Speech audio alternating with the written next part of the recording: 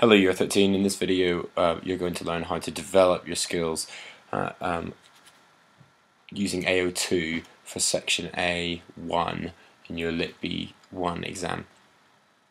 So the first thing you're going to do is you're going to decide which question is that you're going to answer. I'm not going to dwell on this. When it comes to you answering the question, you're going to simply pause on the one that you're going to answer, and with the question in front of you on the screen, you're going to write the answer.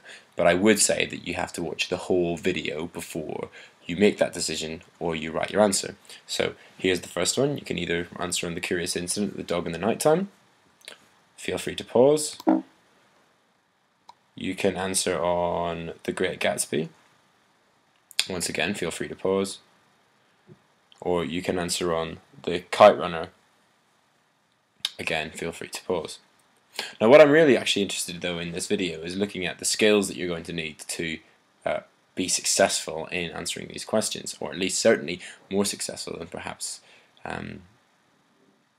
we have been previously.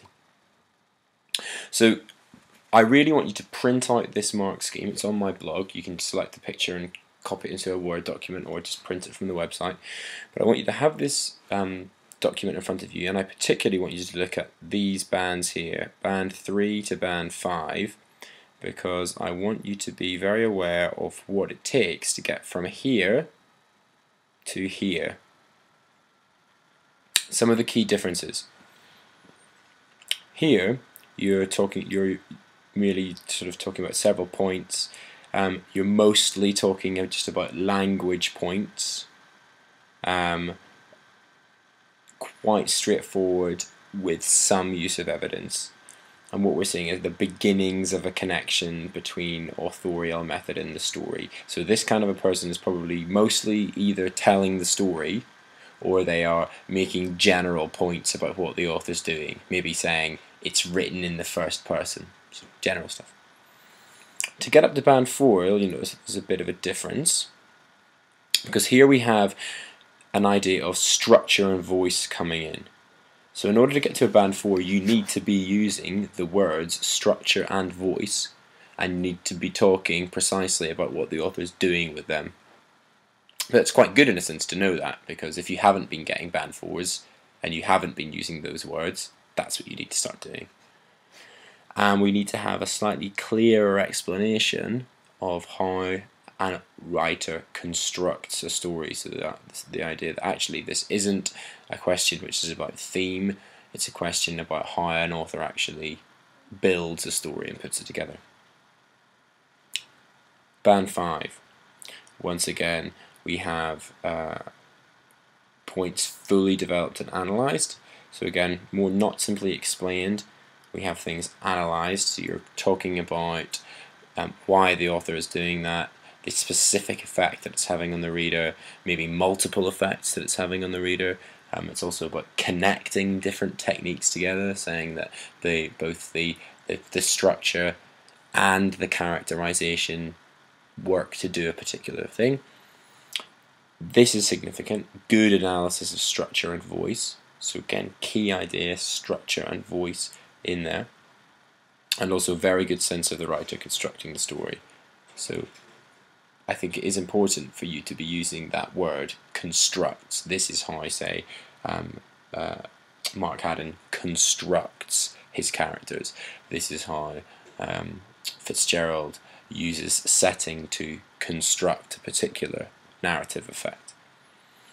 And then I am going to point out a few of the differences between band 5 and band 6.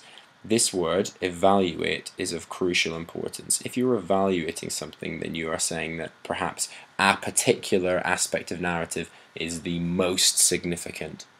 So say, in this section, characterization is arguably the most significant factor in shaping our response. Or in this extract, Hosseini uses non-chronological time as a major way of shaping the narrative. So it's kind of giving a sense of relativity. One thing is slightly more important than another, or something can be read as being the most significant, or two things together kind of combine to make something, that sense of evaluating it. saying that perhaps a particular aspect of narrative is more prevalent in this section than in elsewhere in the novel.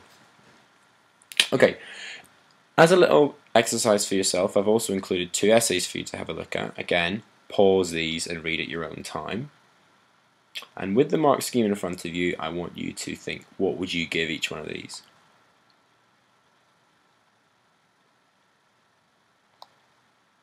So that was the first one, and I can tell you that the mark that it was given was either a band 3 or a band 4. Which one do you think?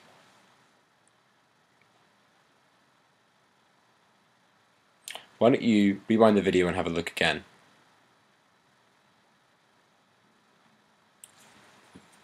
Okay, I can tell you that actually this particular essay was actually almost totally on the borderline between these two levels. And if you look back at it, you'll notice that where it begins to what it begins to lack in is that very, very clear sense of how the structure and voice are helping to shape the narrative.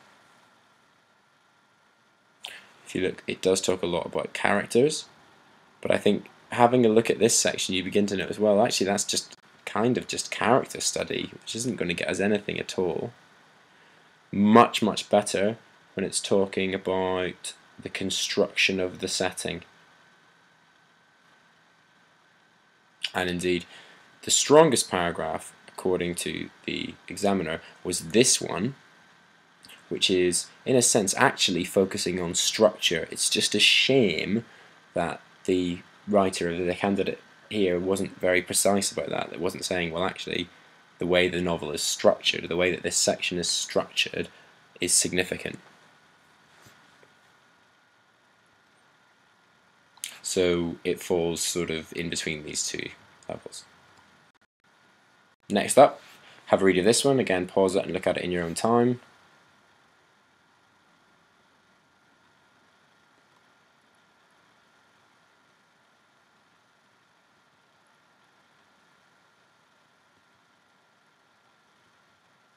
Okay, now this one was one of these levels. Rewind the video, have a look back at it, look at your mark scheme. Which one of these do you think it was?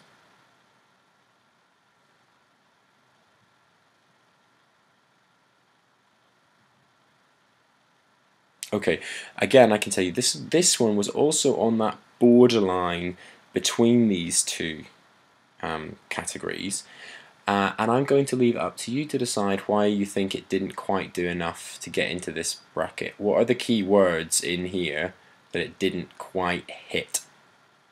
Okay, that's enough from me. What I want you to do is go back to the beginning of the video, all the way back through this. You could just hit rewind and choose your question. Kite Runner, Great Gatsby, or Curious Incident.